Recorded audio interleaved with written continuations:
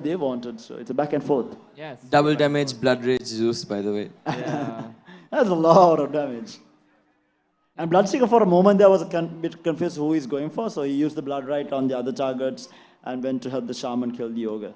Which was the right choice, I think, because it would have taken him way too long to try and close the gap on the rest, so he went for the closer target after helping his teammates kill the rest of the heroes as well. These are things that a lot of players don't do. Picking their prioritizing targets, going on the right one, you know, it's very But important. I think something that, I mean, so far, I mean, we've seen 2 fights that have gone pretty well for both teams. But in all those fights, the Storm Spirit actually hasn't really gone down, and he has been, you know, farming up and managing to get his items. We saw him in the mid lane previously. He had picked up his power turrets as well as Kaya.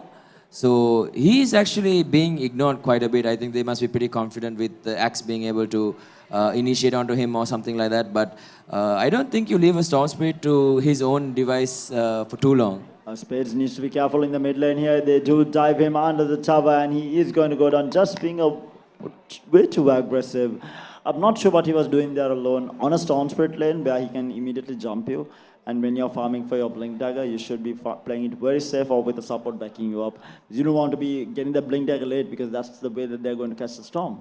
Yeah, they really need the Blink Dagger on the Axe to actually, you know, initiate these fights. They don't really have anyone else. Shaman is not going to get a Blink anytime. Oh, Storm zips in. They do find the Phoenix here, but they do get the shackle off on him, and he does get immediately bursted down. And now a lovely egg. What an egg hereby in search of Juliet on that Phoenix. They do get the kill onto the Storm as well as the Ursa, and they will get the Ogre here as well. Ogre trying to turn around and get the kill on the Phoenix, just not working out. Bloodseeker wants to chase. He does have a lot of movement speed, but I don't think he can catch up. And the Phoenix, what a lovely egg that was. The positioning was really so good. There was no way that the enemy team could get under that egg. Yeah. I mean, the only range hero that they had at that fight died almost instantly, because the fact that Hockey was really quick on the reflexes and managed to get the shackle off, controlled him, get him caught in the blood right, and managed to bring him down. And then after that, when there are only 3 heroes who are standing on a high ground, he manages to Icarus dive into the perfect position to hit almost all 3, and they can't even hit him. Oh, Storm goes in on the Bloodseeker. Bloodseeker gets bursted down, getting caught out, farming alone in the jungle. Storm Spirit. So return kill, that's a lot of gold going towards Storm Spirit. That's 585. Jesus, that's a lot of gold. Storm is super farmed after that kill. I think the more and more he gets, I mean, the stronger he's going to become, and there is going to be, I mean, every hero is going to have a cap at some point. It's going to be difficult to tell. Right now, it seems pretty even in, I mean, most circumstances. But who do you favor going in, say, past 40 minutes? I think definitely that sentence with the lineup that they have. But having said that, you cannot underestimate Bloodseeker lineups. And even Zeus, right? Because he's going towards the late game, he's going to have a Refresher Orb, probably a Hex as well. And if you combine that with a Refresher Shroud, that's going to be 3 Nimbuses, 3 Hexes. Scepter. He won't have the Hex. No, later on. Yeah. Past 40 minutes I'm talking about. Yeah, but he definitely will have an Axe. I think he'll have Axe, Refresher, Kaya, Blink, okay. Maybe a positioning item more than the Hex. Yeah, I think Blink is definitely good. I mean, there is... Even for stuff. Like some positioning item with Aghanim's Refresher, Kaya. But he also needs some sort of item to kind of deal with the Storm Spirit as well. Yeah, with the Storm Spirit for sure. Like, maybe a support gets a Glimmer Cape for that more than him getting the item. I mean, Glimmer Cape super good against Storm if Storm doesn't have any detection on him. And even if he does, still the magic damage doesn't do too much. So like I said, it's Zeus uses the ultimate. They want to go in. The tomb is going to get placed as well. The Axe jumps and gets the call on the Ursa, but he needs to be careful. Ursa getting control. But what a heal from the Undying, keeping himself alive. And now the Phoenix with the egg. It's still alive. Phoenix egg is not going to go down. They do bring down the Ursa in the end, and the Phoenix gets off the egg as well. 3 heroes dead. What a fight for Indomitable. That smoke really doing the works for them. Immediately getting under them, and Phoenix again with a really good egg.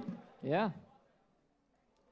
I mean, the fight was taken 5 versus 4 in that situation, and obviously Undying, after dropping down the tombstone, he was the only one kind of hitting the Phoenix egg. Not too sure how the Storm Spirit died, but so far these engagements haven't been going too good for Death Sentence in the last few seconds. I don't think Death Sentence can 5v5. against the egg at this point. They need to be able to burst down heroes or pick off heroes and then take a fight on their terms. They like the team fight coming out from the side of Indomitus is super good compared to the team fight on DS. DS has a lot of single target lockdown and almost no AOE stun. So they only have the Undying Grave. So yeah, it's going to be super difficult to take team fights if they do decide to go 5v5. Yeah, actually, now you say that, like I also realized they do not have any sort of lockdown other than No. Yoga here. Yeah, that's why Storm would be a super good hero late game since the team fight abilities don't really affect you when you're trying to split push lanes at that point in the game.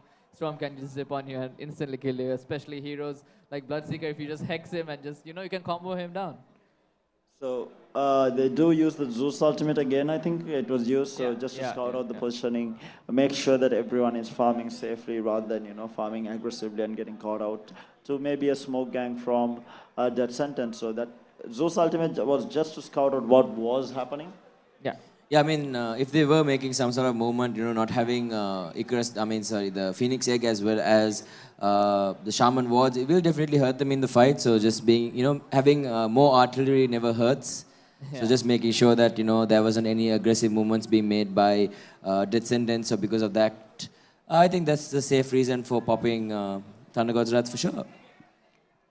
And so we do have a game pause. I'm not sure what the issue is. But this game, it's a back and forth. We haven't seen a lot of, fighting between the two teams. We are heading into the 19-minute mark, 16 to 13. A lot of Sri Lankan games and a lot of pub games that I play myself, it's a bloodbath most of the time.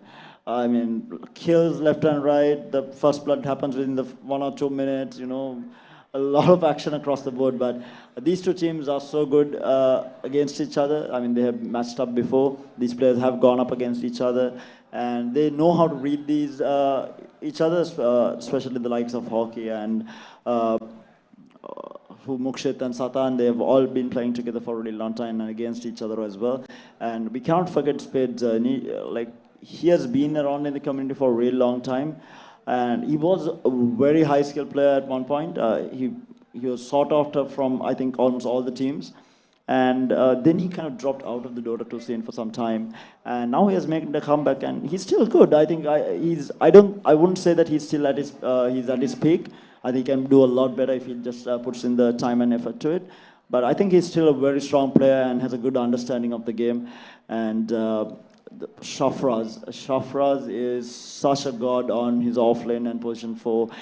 We are seeing it now today with his Phoenix, his Clockwork, Sand King. It's always very scary to go up against those heroes. Never fails to amaze us when he Sorry? plays. Never fails to amaze us. Yeah, man. I mean, he does have, how do you say, Dota genes running in the family. Yeah. I mean, his brother was such a god on support as well, and it has just basically run down into him, and he's also just pure amazing. It's so good to watch a support player of that caliber pulling off the things that he does in a game. It's really amazing to watch. And talking about the Death Sentence side, Satan, I mean, probably one of the most feared mids when he was at his peak. Yeah, I mean, for sure. he was like, so those days it used to be Satan, Mukshit, and Paradox. Those three, if they, like when they played 1 versus 1, you couldn't say which way it would turn. It was so evenly matched. It was amazing to see. I think Satan is still very good, but I think he's not at his peak, and he would agree that he's not at his peak. He has come back into the scene. He wants to get better again. He wants to get back. But having not played for 4 months and to be able to play at this level, it does have to say something. So basically, these players have played at such a high skill level. It has just gone into their blood. So they come after a really long time and just play a few games, they're back in it. Yeah. They might not be as good, but they're definitely not bad. Yeah. And we cannot say the same to ourselves. I mean, I came back after 4 months and failed I miserably. mean, you did play like a god today. Eh. Yeah, I'm not lying. I wouldn't usually praise Terror. Like I haven't done that many times. Yeah. Very rare occasion. Very Very rare rarely occasion. I praise Terror, but he did play a really good game in both his games today. So yeah, I mean. But yeah, it's very hard to get in after a couple of months of not playing Dota. But these players, I mean, they're really good, really good. And now, Beaver, man. We need to talk about Beaver. Best Beastmaster SEA. No, Bristleback is, and CK. No, you don't know the joke. Okay, okay. Abdul knows the Yeah. joke. Okay. He's the So best I was Beastmaster. not there. I was not there for this Yeah. Beastmaster game. No. He's the best Beastmaster. It wasn't just one. It's every single game he plays. It's just Were totally. you not there for the River Runes 1 versus 1 Beastmaster previous versus tournament? Beastmaster? I didn't see the Beastmaster versus Yeah, Beastmaster. it was amazing. Next level. Okay. I know his Bristleback and CK from some time back. He's going to blame me for this later on after the game for talking about his CK and Bristleback. But yeah, the people who were there at that time knows about his CK and Bristleback both very strong heroes. He's probably his best heroes, man. Yeah. Not better than Beastmaster, but yeah. Yeah. So also one more fun fact that you forgot to cover about Walid. Yeah. What? He has more hours on Dota than you. Oh yeah. Yeah. He has way more hours than me. That's What for is sure. what is yours at now? 12,000 hours? Hey, it's AFK hours, man. You cannot. Is it 12,000 hours Is or it what? 12,000 hours or not? I don't think it's 12,000 It's yet. 13? Check, Okay, check. it's 13. Check. You can check. I can check. Yeah, Okay. It's 30,000 hours. my- What? So it's 13. It's over 9,000. Okay, let's leave it at that. 13,000 hours. I mean, what a god. Am I right, Azman? I mean, 13,000 hours of one game? And he decided to play Wow. well. Yeah, and he died, Wow. And he decided to play well only today out of all the 13,000. Thank you, Abdul. Thank you. So yeah, well, we only spoke good things about Beaver. I'll speak a Yes. little bit We were good at, things. yeah. Good Good things. thing. Beavers, Mark. Bristleback and CK. Yeah, Bristleback and CK. So, something about Beaver that a lot of people don't know is they think that he has been around the community for a really long time, but he's fairly a very new player compared to all the very high skill players up on stage right now. Yeah. Probably the least experience out of the lot, and he has proven himself across multiple tournaments, multiple games as being a very high skilled mid to a position 4, a carry, an offlane. He has played Very all, versatile. very versatile, and I'm not just saying that, I would normally say bad things about him. I'm very good friends with him. I always talk, all the fails that he does, I would like point it out, but I mean, you need to recognize him. He has been a very young player who has become really good in a really short time. That just goes to show, how much of skill that Sri Lanka has. Yeah. I guess you could call him a jack of all trades. That's for sure, that's for sure. He plays any role. He adapts to situations. And we do have a lot of young players in the country, like Bieber himself. We have Nob Kavi from Victoria's Secret. Yeah, that was just something you never would expect. I mean, he came out of nowhere. He's from Gaul, I think, if I'm not Yeah, mistaken. Gaul or Mathura. Yeah, I was introduced to him and I into Victoria's Secret at the beginning, quite a while back when Victoria's Secret wasn't really known to anyone. It was just Deathwish, me, Mandula, Kavi, and his friend called LL. Okay. As soon as he used to be such a good invoker back then, he could only play invoker. That's all he could play. He could Now play you cannot say Japanese. that anymore. Yeah, now we can't say that anymore because he's really grown as a person. He's grown as a player. He's grown with so much experience. He used to just dive T3s, when he was ahead, but now he's learned. What I his lesson. realized is so there was from the 1 vs 1 tournament that was before, he actually thinks about a matchup just before you get into the game, and he I think has developed the experience to read situations very well. Yeah. And I think he is one of the strongest mids right now. He can match up against almost anyone in the community, and he proved himself winning the 1 vs 1 tournament as well. And I mean, it's really nice to see because these players have a lot more years left in them. Like Yeah, especially Kavi. especially Kavi, he's very young. He's how old is he? 16, 17? 17 this year, I think. 17. So he has a lot yeah. more years left in him when it comes to in gaming standards. So Yeah. the norm is like, after the age of 29, 30, when you go above the age of 30, you kind of lose your Are you reflexes. flaming someone? No, I'm not. You tend to lose Shots your, have been fired. No. This I know who you're talking about, but I'll say it out loud. It's not directed at Mokshit in any way. I mean, you cannot say that about him because he's so good right now. You cannot say that. But what I'm saying is, like, you get capped off at a certain age, right? But if your cap is high enough, like Mokshit is, I mean, he's still such a god on any hero that he plays. Then yeah, you can go on for like say 30 plus, maybe even till 35. sure. But normally a lot of international players also, they tend to retire when you hit that 27, 28 age. Yeah, and then you come back. It's happened all the time in Russian scene. They come back, they retire, they come back, but it's not the same. You feel that it's not the same. They do have a lot of experience. They know how to read the game. Yeah. But when it comes to mechanical skills, you feel like they can. He used to be called Fear, then he was Old Man Fear. Just sad. Yeah, now he's old man fear. Yeah. It's still a god though. Like Yeah, he's he's so still good. Yeah. Like I mean, Yeah. like But he retired and he came back. Yeah, true enough, true enough. But yeah, any sport I think does have an age gap. Some sports lesser than others, some sports more.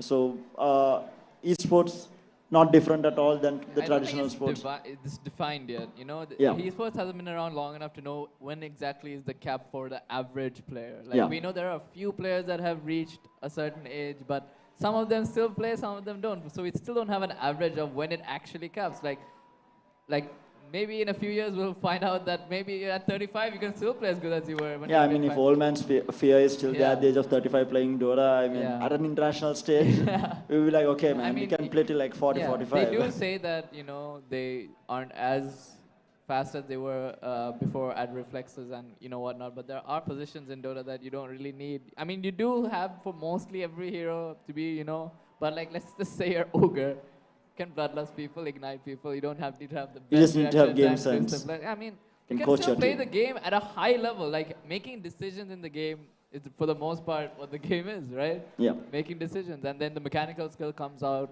after that. I mean, I think, first mechanical skill, then you evolve into the decisions. But yeah, Yeah, I think you were talking to Hanif today, and he also mentioned that pure mechanical skills and MMR plays a very little part. I think it plays a part, it but plays a part, but not plays a as part. big as Yeah, not as big as everyone thinks of individual skills. Because especially in this current meta, teamwork is so important.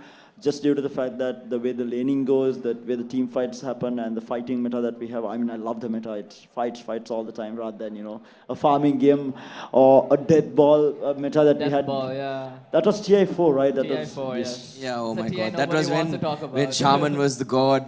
Pugna, Shaman, Bhagna, Yeah. yeah. That's they the were TI gods. everyone wants to forget because Yeah. that Was it so- Wings? Was it Wings gaming? Oh, Technomancer. remember the Nature's Prophet game with the 7-minute orchid? Yeah, the That only was. game I remember is that was good in that tournament was the Meepo game from Sing Sing. But other Oh than that, yes, yeah. this That when was a good C9 game. Sing Sing. Yeah, Oh, that of was course. that was the only good game. I don't know anything about the tournament other than that. Yeah, but yeah, the game has evolved, and I think Valve and a lot of these game developers, especially game developers like the game developer of Fortnite. I don't know their name. What's the game Epic? developer? Epic Games. Epic Games. Okay, so they do actually a lot of work for that game, more than anyone else that I have seen in the community right now. As developers, as content creators, Epic Games does quite a bit of work. I mean, y'all would know because of the amount of updates that y'all Yeah. get on Fortnite, and they have new cosmetics coming up. They're changing the game a lot, and keeping the players interested in the game. Yeah, And I mean Dota doesn't do the best job at that, but the way the company works is that when they want to do something, they do it. So we should still appreciate the company for still investing so Yes, much time yes. over because they're not a company that usually does that. They just do what they like to do, and they have supported Dota for such a long time. We should actually give them props, even though they are delaying 7.2, which I really hope you put soon. And also, they keep introducing broken, annoying heroes like Like Grimstroke. Grimstroke.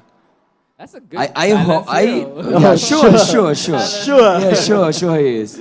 Like I hope they don't introduce him into captain's mode for at least 1.5 years.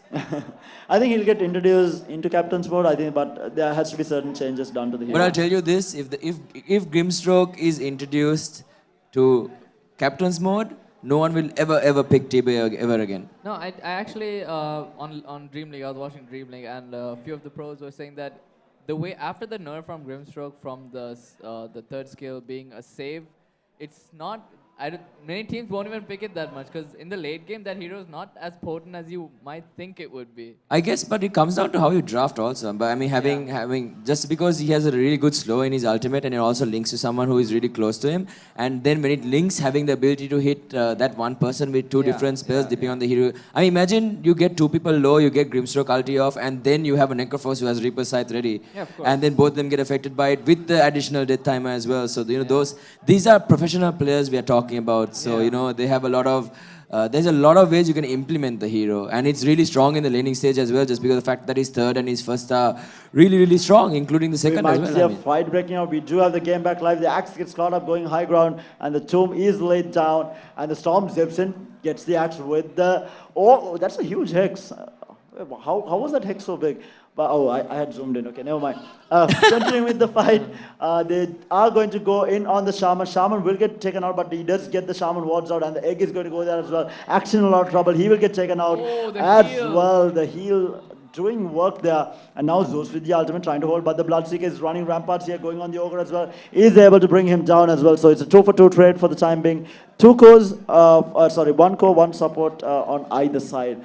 Bit of a messy engagement from both sides there. Yeah, I mean, the axe almost got the dunk off, and maybe he could have ran away, but the undying heal coming out, actually missing the culling blade then just because of the heal there. So, I think that was definitely a clutch play coming out from Mr. X. yeah. I think it was really good heal coming out from Andai. Really clutch play coming out from Mr. X. Mr. X, yes. That was a clutch play from Mr. X indeed. And so game is still in its initial stages. So 20 minutes into the game, 1K lead only. So it's basically no lead at all. I mean, previous game we saw Tempers going up against Death Sentence. The lead basically don't matter at all. I mean, the net worth count does not matter. And but right now at this stage of game, yeah, it does matter. Yeah. But like you see, but as you see, it's. There are basically nothing between the two teams, and both are very evenly farming, but I think this favors Death Sentence more than Indomitus. Yeah, for now it does. Especially since they want to have decent net worth to be able to either solo kill the heroes or reduce a hero to dust before the fight starts, because that's the only way they can win these engagements. Yeah, but I don't think, like, usually we do say, things like, if it does go into the late game, it's going to be difficult, and, the draft favors this team. But at the end of the day, what you need to realize is these are extremely experienced players on both sides, obviously. But even then, Indomitus won't make any sort of rash movements that they don't feel is necessary. True. So, because most of the movements where they have taken fights is every time they had Serpent Wards as well as the egg up. So if they do not have that, they always try their best to avoid it and try to get as much information off the map as possible to read the movements coming out from from Death Sentence. So a lot of intricate details, and like the thing is, while you're watching, you really can't realize it unless you can kind of tap into their mind. So I guess that's where our job becomes fun in a certain type of way. Just trying to provide some clarity to our viewers about what exactly is going on and why these players are so special in what they do. To the best of our ability. That's for sure. So while we were talking about the late game scenario, right? So there was a situation a couple of months back, or I think last year, where Death Sentence was taking on Thekade. A couple of players from Thekade are right now playing for Indomitus as well. We might see a fight breaking out. Zeus, Soundspread gets called from the Axe. What a call from him. The dunk is not going to be successful, but they do bring him down, and now they want to back off. The Ursa jumps in on the Shaman. Shaman gets the Hex off as well as the Shaman wards, but is it going to be enough? The Shackle is going to be in place. The Phoenix gets a lovely egg. What a flight for Indomitus. 3 heroes dead. They are going to get the 4th. Triple kill. We were running away. Can the Bloodseeker catch up? Gets blocked by the Zeus. Keeps blocking the Bloodseeker. Hello, Zeus. Okay. That is a lot of blocking by the Zeus there. I think the Bloodseeker would have caught up to the Beaver. Oh, he's actually might. Oh, Rupture. No. Not enough. Sadly enough, due to the Zeus blocking the Bloodseeker there, was not able to get the kill on the Weaver, but in the end, Indomitus, a very successful fight for them. And the Axe getting the call off on the Storm, I think, just laid ground for making that happen. Yeah, but I mean, they had a decent amount of time to react. I think the moment the Nimbus came down, I felt like the Storm Spirit should have realized that they were trying to make a go on to him because they had some sort of information on it. And he just immediately zipped out. I don't know. I think he was just trying to see whether someone could maybe interrupt the Axe and he could maybe try and do some sort of a counter initiation. And also, Axe did walk through Tower Vision also. But, it's kind of weird. Maybe, I guess it's just the fact that he's a little bit rusty maybe at the moment. Yeah, I mean, he's definitely not a player with bad reaction. Oh, Storm Spirit zips in, gets hexed up immediately with the call as well. Ursa jumps in, takes off the Shaman. Might get the Axe here as well. They are left alone. The Smoke Gang being very successful for Death Sentence here. Does manage to get the pick off onto the Axe and Shaman. But again, they're not killing the Zeus. They're not killing the Bloodseeker as well. So definitely,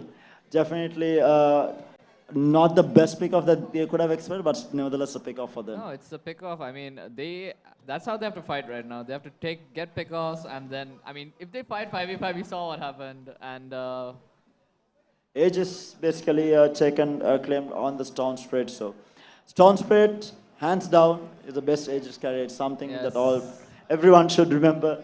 We saw it in the previous game. I think I spoke to a couple of players from Tempest as well about it. So, going forward for newer players getting into the game, if you have a Stone Spirit in your game, there is no better hero in the game to be carrying your Aegis.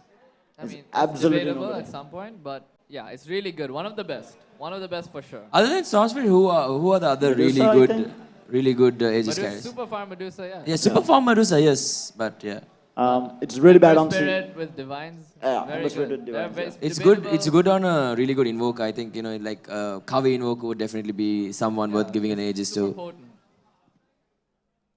Stone Spirit zips in, catches out the Shaman with the Orchid as well, and he is going to be busted down with that Orchid, basically the post damage from the Orchid.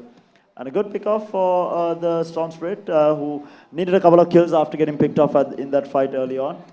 And he's coming back again. We see that the net worth, even after that big fight between the two teams, is just basically nothing, which means that both teams are farming equally, and it's a very equal game between the two But teams at right this now. point, it's slightly favoring the side of, the Stone Spirit. If he gets super fat, it's going to be hard for them to take it down. But it's actually favoring Indomitus at this point, since they have a better team fight for now. And they're going to be able to control the Storm in many ways if they have the items that are right for the Storm. Okay, so I was going to say something about the late game thing, right?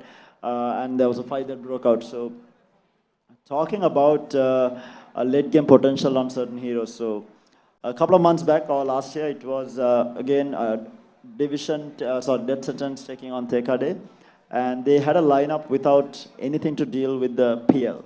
Yeah. Tekade had a PL, right? And only thing that Death Sentence had to deal as a core is a Klinks, and we all know that Klinks is not a super potent late game hero. Yeah. He shines extremely well in the mid game. I mean, he's very annoying to deal with during the mid game. But going towards late game, you don't expect Klinks to be dealing with a PL and a Gyro, mind you. There was a Gyro and a PL, if I'm not mistaken. And they won that game just because of the itemization and the way they played around with the disadvantage that they had. So both these teams are very much capable of doing it, building in items to help them go into the late game and to deal with the late game situation. So in that game, the Klinks what he got was basically nullify Orchid, and he waited for the guy to show his face, immediately nullifying him. And this is the time where the nullifier's projectile speed wasn't. It's fast. It was fast. Yeah. It was not as slow as it used to be. So Yeah. that item just basically won them the game against Tekade in that situation. So I mean, like I said, multiple ways of going to the late game and dealing with the late game situation if the other team has a very strong late game. And both teams, I think, understand the situation. They know that they are strong, but they cannot get overly aggressive and overly sure of themselves going into the late game. I'm just waiting to see what Descendants will decide to do with this Aegis on the Storm Spirit. I think they might want to expend it for some sort of resource. Maybe at the moment they're just using it to, kind of farm up and get, because they want to play that late game scenario, obviously. What do you think they'll be planning to do with it? Probably waiting for some key items, right? Or not finding an opportunity. So, I mean, you can't just jump into many people. You have to find like when he jumped the Shaman before, he probably clearly knew what he was doing. He probably knew beforehand that there were not many people behind him, so he jumped him. So you can't really do that if Indomitus plays super safe and decides to farm closer to their towers and stuff. And Toad Boss, so we did see the Aghanim Scepter pick up on him on the Zeus side during multiple times. Hasn't been, as good as I thought yet. I think it hasn't done a lot of work, but has been really great in getting vision and getting him a lot of farm during these fights. But I think Phoenix and the Phoenix, Axe and the Shaman has been the playmakers right now for Indomitus. They have been doing an extremely good job on And their we see the side. towers being taken. Those towers are pretty important if you want to control the jungle area. So taking that tower is nice win for the side of DS. I think we were talking to Ara, who is who is our coach, and he was also talking about how important it is to get map control over the enemy jungle, not the small jungle, the large jungle, because that's where majority of the farm is there for an enemy team. And that's exactly what that sentence did. Oh, they might actually catch out the Undying here. Does spot him out, does pop out the tomb, so he's not going to get called anytime soon, but he does actually manage to close the gap. And he does, oh, Stormspirit zips in with the BKB, might get the Phoenix here. Phoenix just silences off, and he will go down here. Oh no, he gets the egg off, and now the Weaver has to work with the egg and will be able to bring him down. And yes, the egg does go down. Ursa with the bash onto the Bloodseeker. Bloodseeker goes down as well as the Shaman, and we'll get the Zeus here as well. It's going to be a full team wipe on the side of. Oh, no, wait, is the Zeus going to be able to do it? No, he is going to go down, and he is going to be a full on team of Weaver. Oh my god. Tries to creep. Sakuchi cooldown, man. Sakuchi. No, but he died on Sakuchi. I think the No, delay in invis. He's Kati MVP. Yeah. Kart is the MVP for sure. Now he's out to get the Sound Spirit too. Look at it. Yeah, Bam. man. Bang. No. Okay. Well, that was a pretty decent start to that fight. Getting the Undying out helped them quite a bit in that fight. They were able to focus the egg. They were able to focus each and every hero down. No, I think so. The thing was, they got a really good jump on the Phoenix, right? Yeah. But they were so greedy, they didn't want to, like, basically it was like a cool guys don't look at explosions moment. But the Phoenix had a stick. So he popped that stick. And when he popped it, it was just enough to mitigate the damage coming out from Orchid.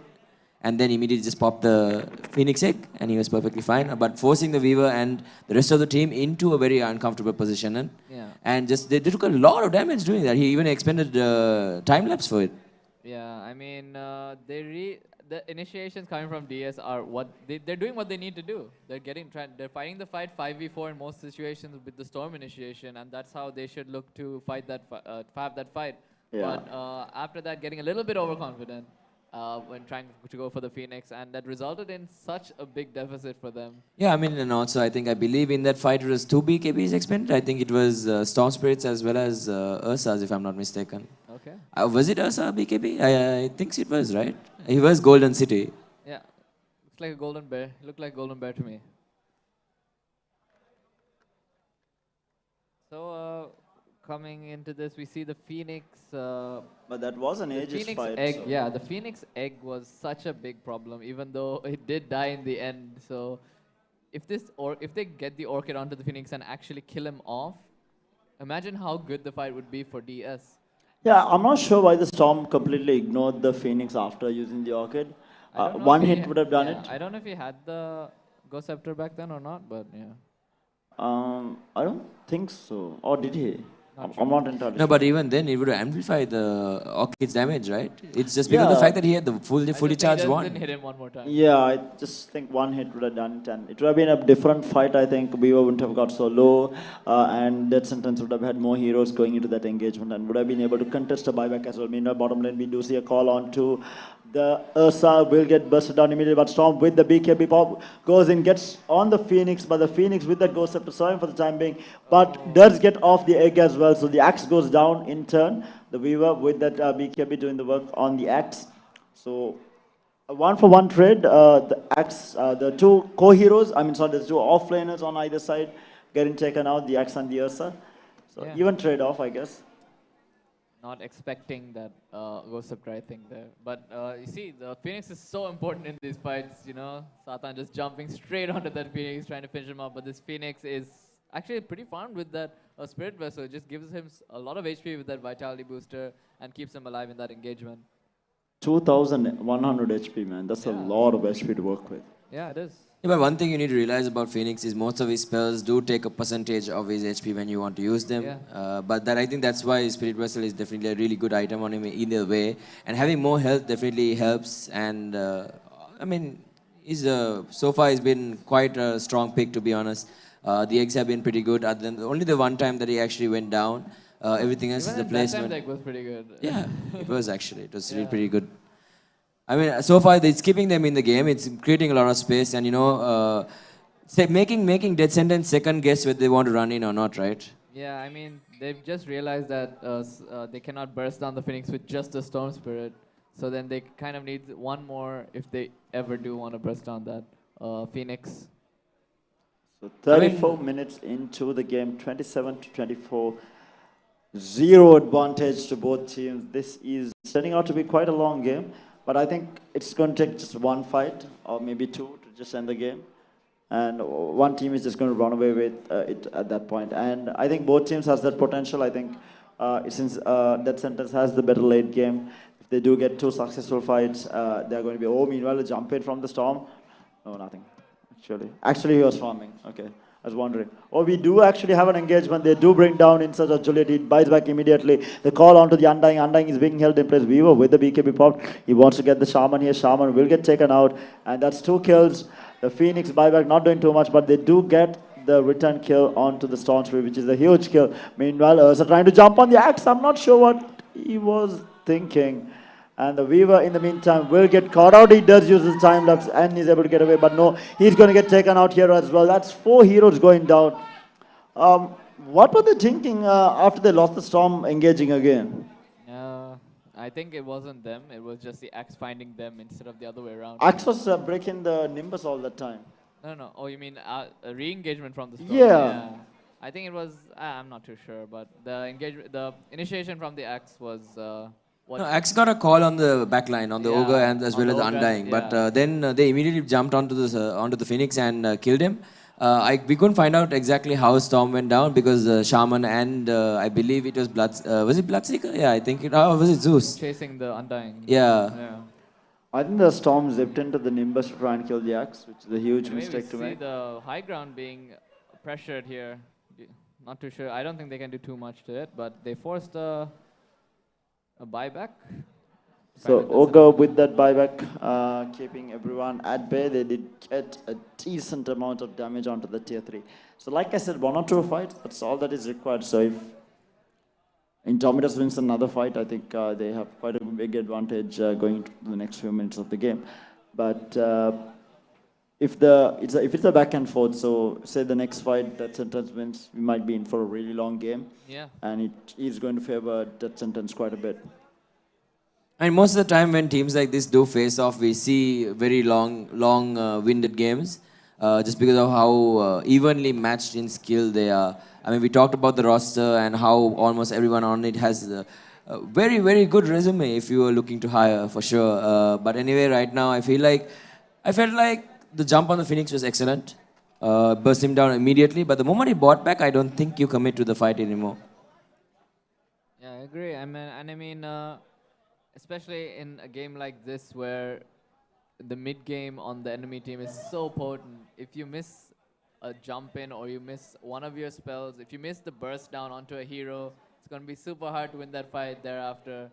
So, I mean, they did jump the Phoenix, but Axe got a better initiation onto them, and they cannot afford to fight until one of the heroes are dead or one of the heroes is dealt with.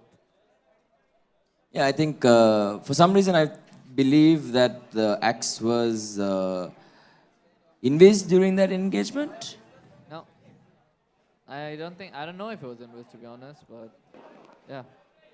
Yeah, I'm also not entirely sure. I did not see. He looked invis on my screen. I mean, he looked invis from what I saw too, but I guess we'll have to wait and see for that confirmation. But either way, let's see what's going to looks like. Yeah, we have to see what's going to happen in the rest of the game.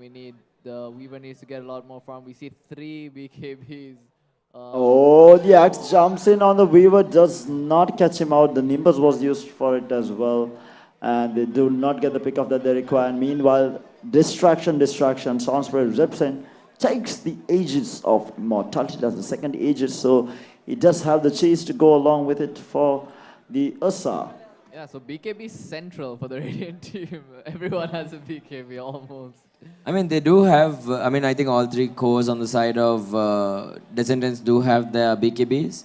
But the problem being that if the game drags on for as long as all of us are expecting it to, and it becomes 5 seconds, it's going to be pretty bad, to be honest. Yeah, I mean, 5 seconds is enough to kill a Rasta or a Zeus with a very farm Storm, but the Storm has to keep up in farm, and he has to make sure that BKB is worth it every time he jumps in. He cannot afford to make mistakes in those 5 seconds, otherwise he's gonna immediately be locked down by Hex or some shackle or silence, and he's gonna be very sad.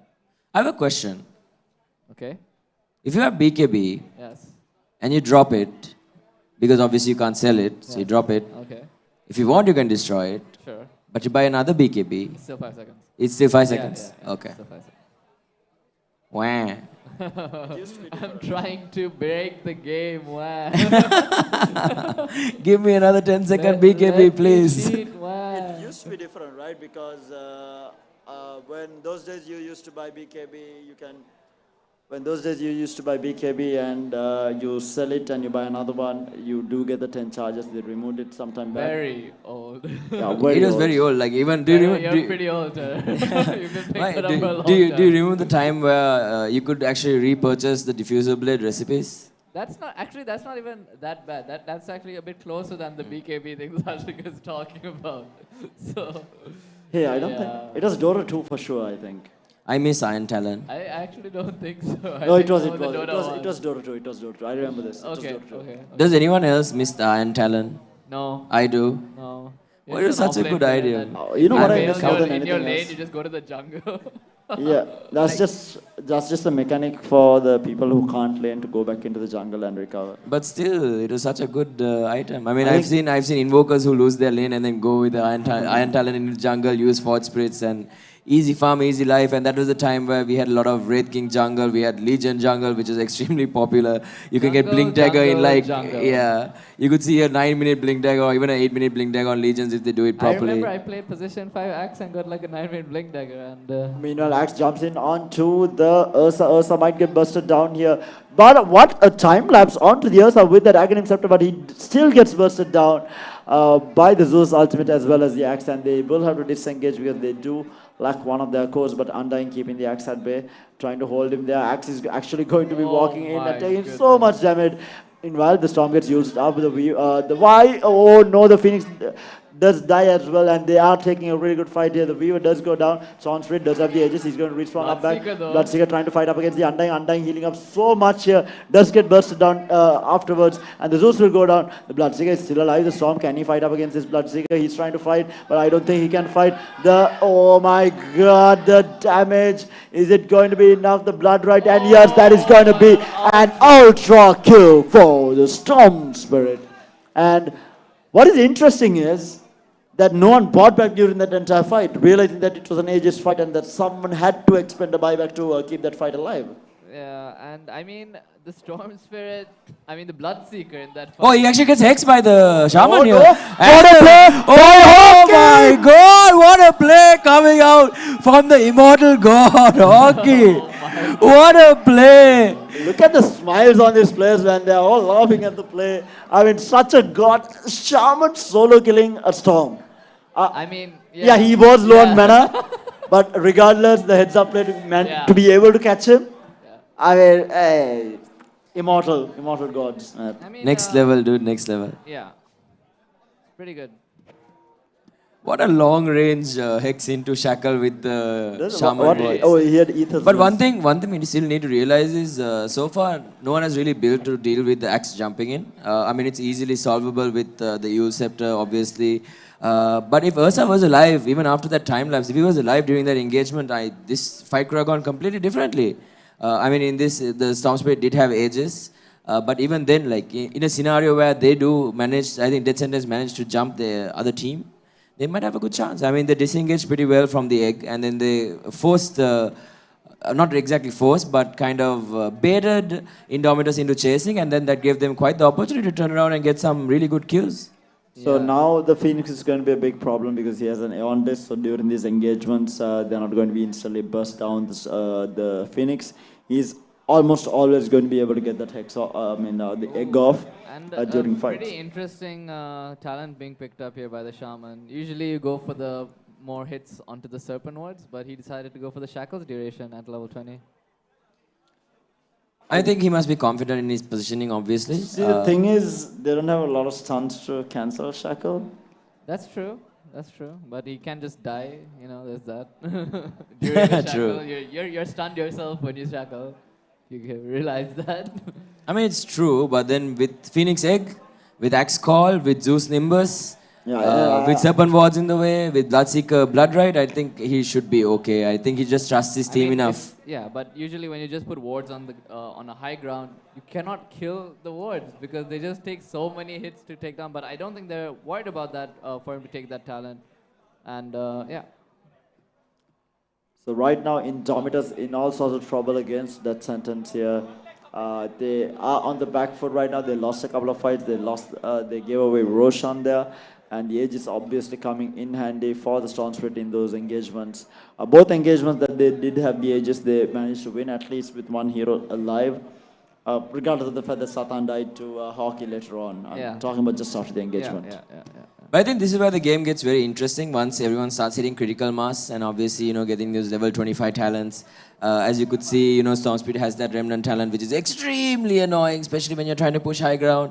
It's not something you want to deal with. And then obviously we have other heroes who have some pretty game-breaking level 25 talents, but then you also have the mediocre, useless 25 talents as well. Yeah, I mean the Zeus Town is actually really good.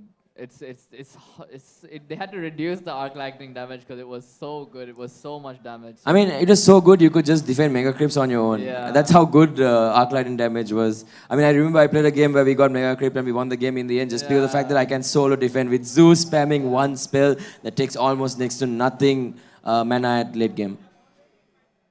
Ah, they did increase the mana right now. I mean late game I get it, but yeah, they did increase the mana of arc lightning. So it is less spammable and less damage as well. So they kind of nerfed it a bit. Yeah, I mean, they had to, right? I mean, Yeah, everyone was pretty kind of good. complaining about how strong Zeus was, especially with the global presence. So it makes things a bit difficult, as you could say. Storm Spirit zipping in here. Storm Spirit zipping in, getting that, not getting a pick off. Shaman does go down, and now the Phoenix X is going to be led. Are they going to be able to bring this down? The Ogre trying to go to work.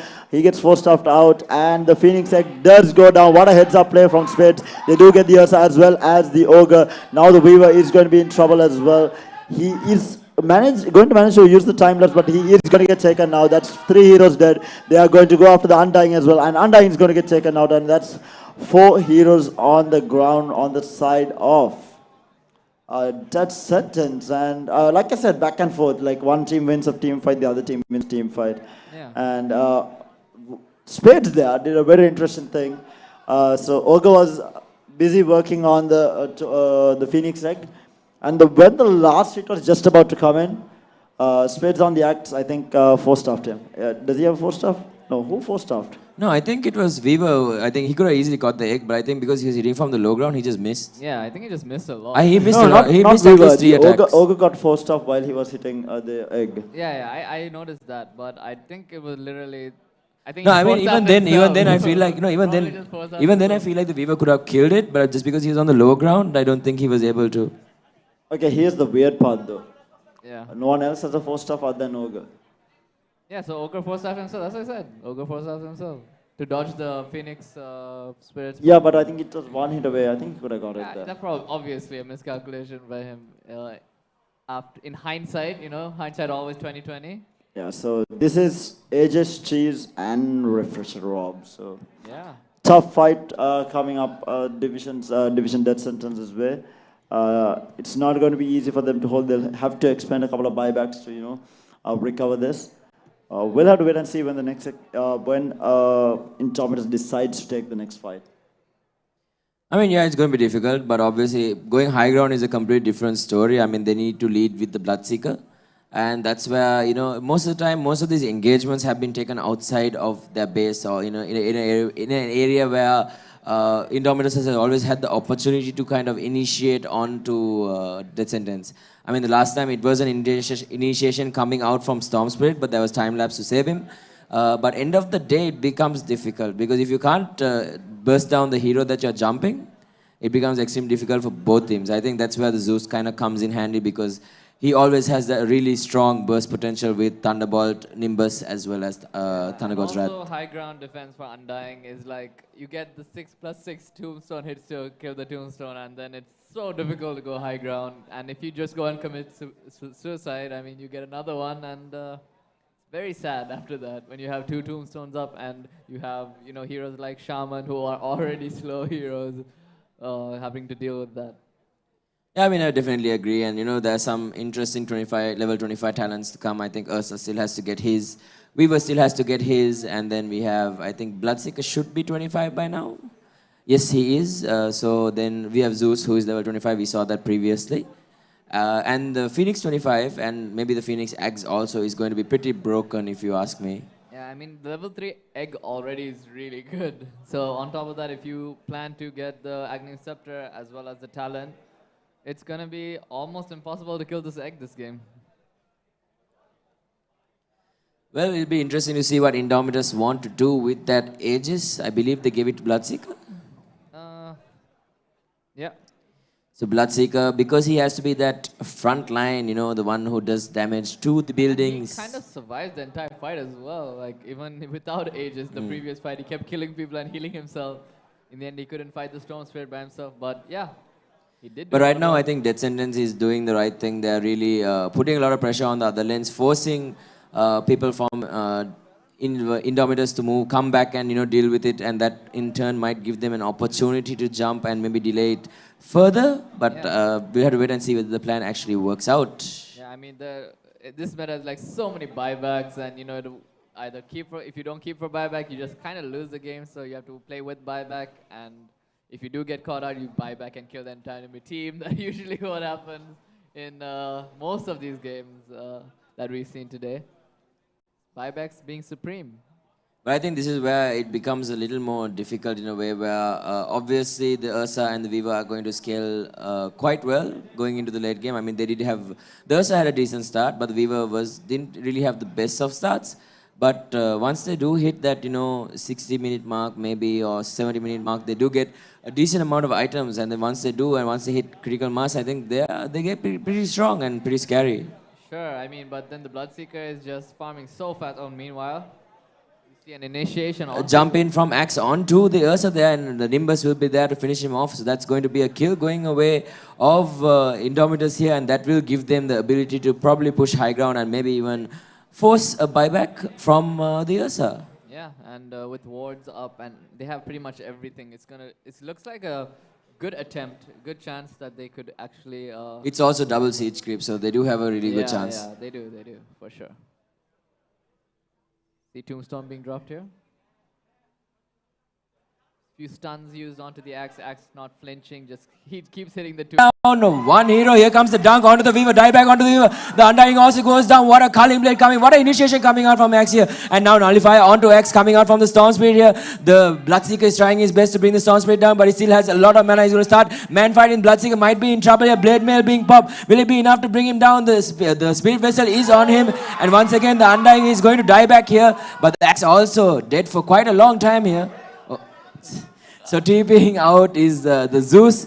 The top lane is pushing in, and so far they did manage to hold high ground. They managed to get the edges off the Bloodseeker as well. Storm Spirit, not sure whether he bought back or not. Let's just take a quick look at the state.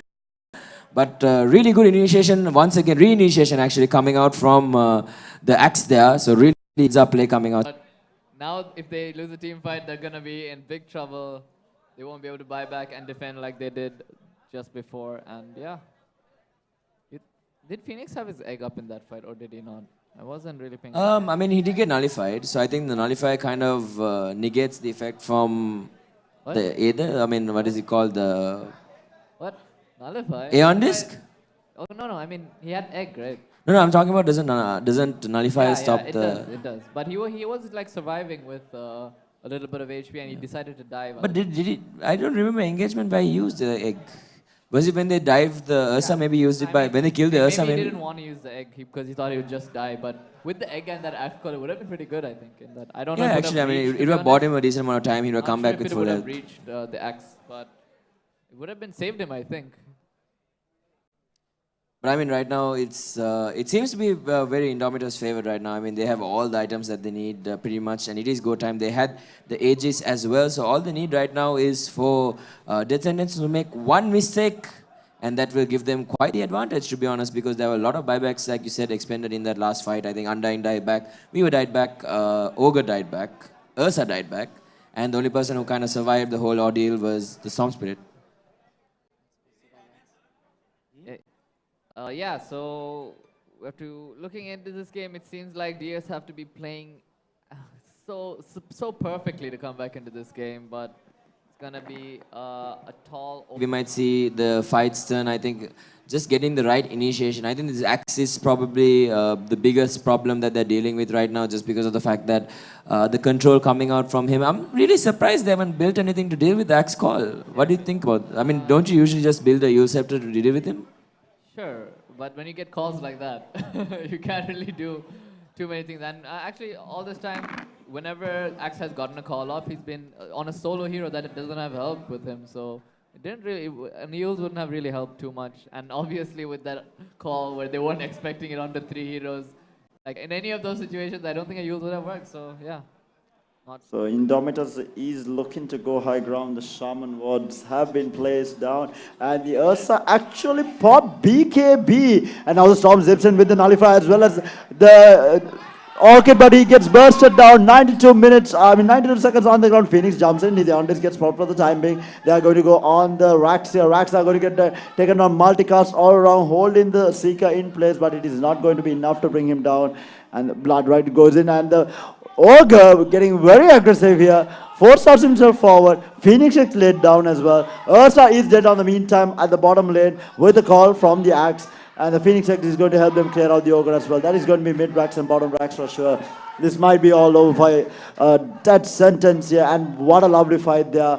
And the first mistake was made there by the Ursa popping that BKB, and the Storm not getting his BKB off in time, getting hexed up immediately and dying. I think that just Not BKBing and going in instead of going in and BKBing. BKBing, yeah, that basically lost them that fight, and probably might even be the game here. 19,000 the net worth lead, 55 minutes into the game, and Indomitus might be our first grand finalist here for Dota 2.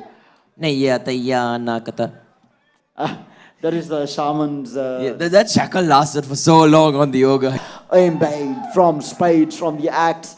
It's going to bring down the Weaver, who is down for 84 seconds. They are trying to go for the straight end with the Refresher Orb on the Shaman, and they might actually get this. Storm is back up though. Division death sentence, hold this out. The Storm zips in, trying to go, uses the BKB this time with the Nullify, but the call is going to be there from the Axe. Storm getting locked down in place. He's going to get X up, and he's going to go down as well. 78 seconds on the ground. This is all over. GG, well played call, and we do have our first grand finals for Dota 2. It's going to be PNX Indomitus Group heading into the grand finals. We will have to wait and see tomorrow who's going to face them off in the grand finals. But what a great game from both teams. But just mistakes here and there from death sentence, costing them the game in the end. And I think, thank you very much, Abdul and Azwan, for joining us for the cast. I mean, you guys have been amazing throughout the entire day. And we have had amazing games of Dota and CSGO and Call of Duty, League of Legends. It was a very interesting day throughout the entire day for sure. So I think this is it for day number 2, if I'm not mistaken. And we do have day number 3, where the competition gets more interesting. So before we do finish the day, I want to go talk to the 2 captains and to see what they do have to say.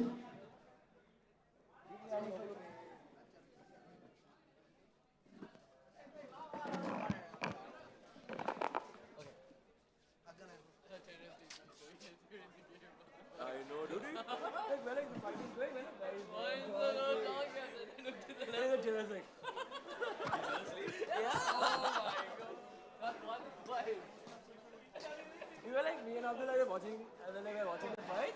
The first time I nudged him, and then he started talking. The second time, nothing. And then Abdul was like trailing off slowly. He's like, I'm like, okay, it's my time to shine. Go.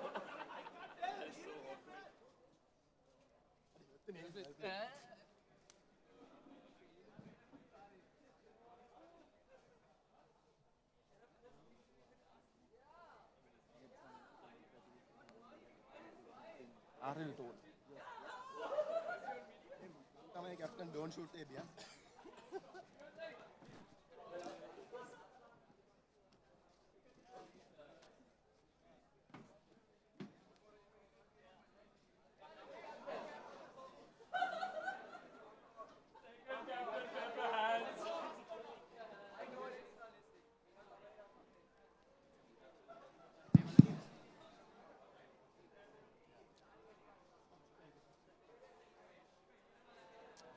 Okay, guys, we just finished the semifinals, the first semifinals match for Dota 2 between PNX, Indomitus, and Division Death Sentence. It was a very hype match. There was a lot of online talk coming into the match as well. A lot of drama leading up. I mean, here and there comments. It was a very much anticipated match between the two teams. So I do have the two captains. First off, I'm going to talk to Tenza Zengetsu, the captain from Death Sentence. Hi, Mokshit. What do you think went wrong for y'all? Draft-wise, I didn't get a question. I actually can't hear. Sorry. What do you think went wrong for y'all? The very first thing, as usual, communication issue, that which we all had. We were like supposed to play some other heroes. We asked certain people if we can play some heroes. We actually told that you are supposed to pick this, and things happened. Other than that, so, okay, mistakes happened in the draft. What happened during the gameplay? I think y'all had quite a bit good advantages. At one point, y'all were winning fights, the back and forth. Where do you think the initial mistake happened, where the tides turned? The initial mistake happened when we actually let Bieber have his time in the bottom lane. I think other than that, we have been playing this game for a long time. And during the past few years, we have been out, in and out, just come for a tournament. I think right now what matters is actual experience, real-time experience in game, which we don't have. So sometimes we have some misclicks here and there, and then, things happen. So basically, I was right during the cast, your old age is catching up little by little. Is that what you're saying?